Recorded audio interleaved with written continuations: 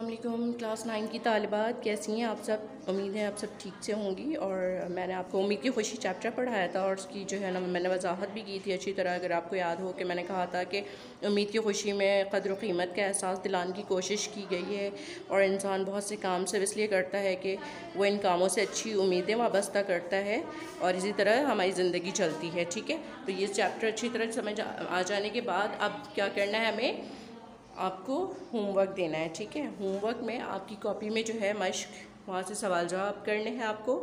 ठीक है, जितने भी काम आपको ये नज़र आ रहे हैं अपने कॉपी में, बुक में, सवालों के जवाबात देने हैं तमाम। ठीक है, फिर इसके बाद अल्फाज के जुमले बनाने हैं, सबक का ख़ुलासा करना है। ठीक है, बहुत अच्छी तरह राइटिंग में और अच्छे टाइटल पेज के साथ आपने ये काम करके मुझे चेक भी कराना है। और इसके अलावा अपने सबक में से हम नज़र पारों की तशरीह भी करेंगे। ठीक है, वो मैं आपको बता दूंगी कि कौन से जुमलों की तशरीह करनी है आपको। सही है, सब कुछ समझ में आ रहा है। जो बात भी समझ में ना आए हो आपको होमवर्क से मुताल्लिक़, तो आप वो पूछ सकती हैं, सवाल कर सकती हैं। ठीक है, टाइमिंग है 9 बजे से 12 बजे तक। इसी ग्रुप में आप मैसेज कर सकती हैं। ठीक है, अल्लाह हाफ़िज़।